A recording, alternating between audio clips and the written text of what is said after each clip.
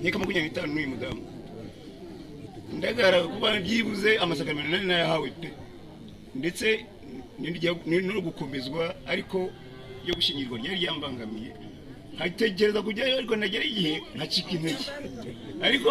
ejo nifata imyanzuro ndetse nta nubwo harabwashire amezi 3 abana ngiye kubanza mbona na padiri banze mubwira ikibazo ufite cyo kuba mbangamiye no kuba nashaka isakaramentu byo gushingirwa ngezeyo koko aratwakira nagiye n'umudamu wanjye bandi mfashe imyanzuro ubwo madame nongera ntabwo uzongera gusiba kujyana kuri kiliziya nagezeyo baranyakira nshima no muryango remezo narinze ko wenda babona nitwara nabi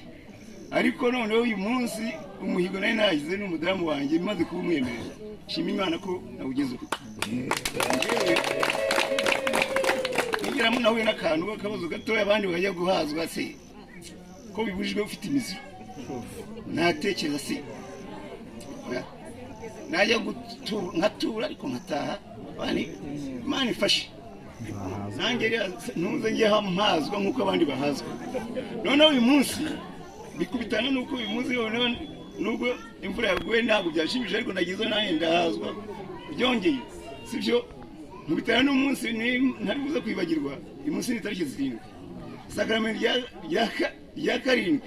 so gushingirwa naryo narikandagiyeho ubu rero nubwo ndi hano nejo ntabwo yewe natuma najya musaza gusenga ukuri kwanjye nuko sibyo ndashima kandi nkashima namwe mwaje kwifatanya nanjye amagambo y'Imana